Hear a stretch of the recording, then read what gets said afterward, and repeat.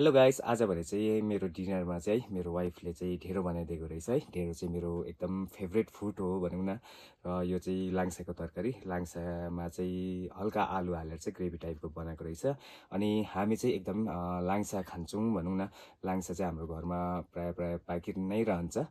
अनि यो चाहिँ है प्याज चाहिँ ढेँडोसँग टोक्दा चाहिँ असाध्यै मजा आउँछ। अन्त यो चाहिँ धनियाँको अचार है। अन्त त्यही हो, आज चाहिँ म हल्का भिडियोमा मुकबाङ टाइपको भिडियो बनाऊँ भनेर चाहिँ है सोचिरहेको है। हुनु त अरूले जस्तो अब त्यस्तो अब दामी त बनाउन आउँदैन, र पनि ट्राई गर्ने है। र ज्यादा कुरा नगरी मलाई भोक पनि लागिसकेको छ है। ढेँडो खाइहाल्छु, पहिला खाँदै बात गरौँ। पहिला चाहिँ हल्का यसमा डुबाएर चाहिँ हात भिजाउनुपर्छ, सब्जी या ग्रेभी चिनाइमा पनि है। त्यसपछि चाहिँ यसरी ढेँडो उयो टिप्दा चाहिँ है हातमा लाग्दैन भनौँ न। र म चाहिँ खाएँ, भोक पनि पुरा लागिरहेको छ है।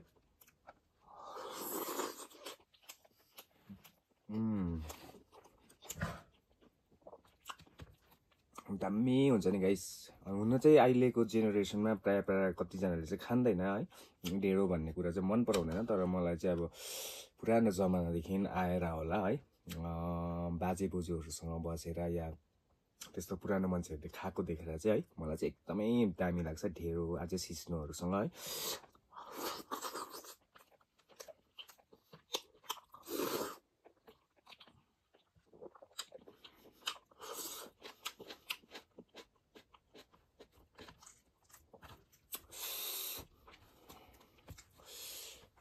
अरूको मुकबाङमा हेर्दा चाहिँ खानेकुरा खाएको चाहिँ एकदम स्वाद परेको जस्तो खान्छ है। हामीले खाँदा चाहिँ तपाईँहरूले के कस्तो देखिरहेको छ है, कमेन्ट बक्समा आएर कमेन्ट गर्न सक्नुहुनेछ।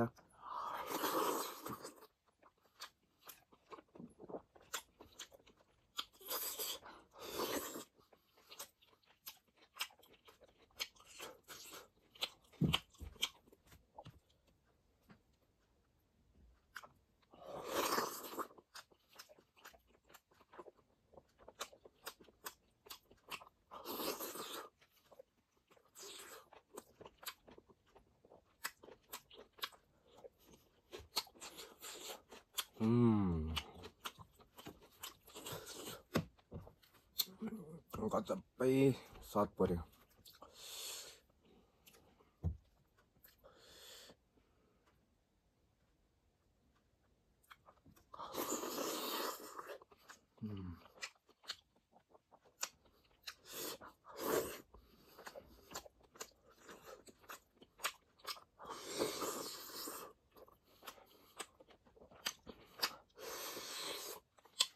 हड्डी पनि रहेछ।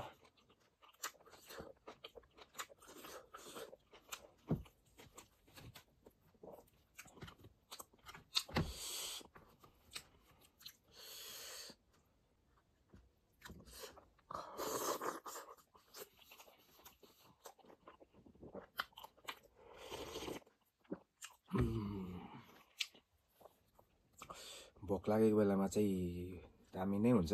हुन चाहिँ भोकको बेलामा चाहिँ हरेक खानेकुरा दामी नै हुन्छ है। तर कोही कोही बेला यस्तो आफ्नो फेभरेट फुडहरू खाँदाको मजै है अर्कै हुन्छ भनौँ न।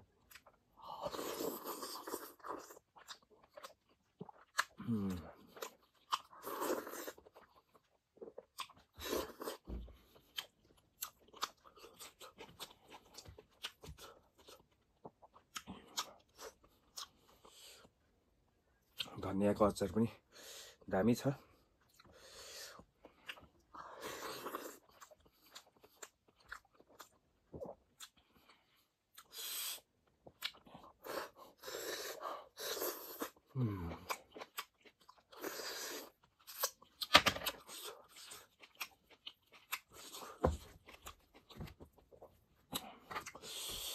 एकदमै स्वाद पर्यो गाइस।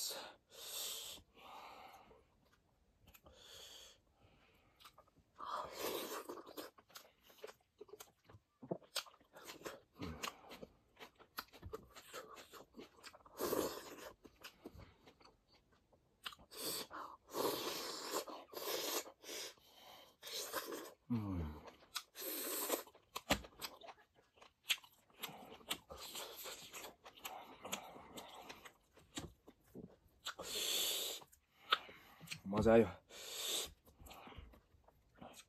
मेरो वाइफले चाहिँ त्यस्तो खाँदैन नि त, ढेँडो चाहिँ मन पराउँदैन।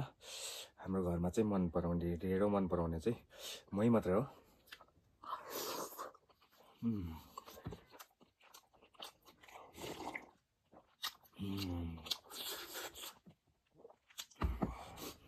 त्यसो भन्दा त आज त लोसर पनि पो थिएछ त है। जसले पनि तपाईँहरूले लोसर मनाउँदै हुनुहुन्छ है, तपाईँहरू सबैजनालाई ह्याप्पी लोसर पनि है। र म पनि पेट अगाउनु आँट्यो, खानु मजा पनि आयो। तपाईँहरूलाई चाहिँ के कस्तो लाग्यो है, कमेन्ट बक्समा आएर कमेन्ट गर्न सक्नुहुनेछ।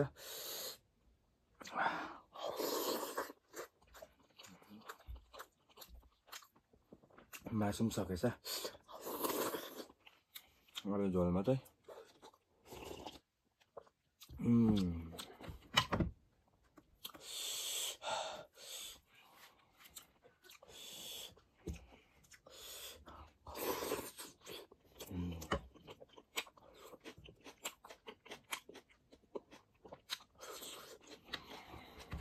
गजबै हुन्छ गाइस,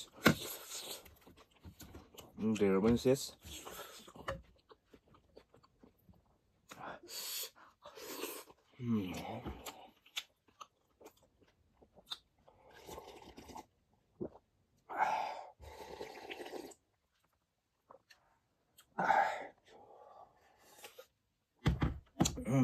एकदमै मजा आयो है, एकदमै पेट पनि भर्यो।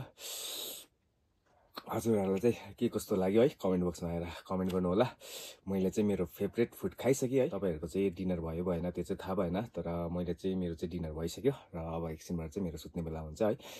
त्यही भएर चाहिँ है गुड नाइट भन्दा है यो जुन चाहिँ भिडियोलाई चाहिँ यहीँ फिनिस गर्नेछु।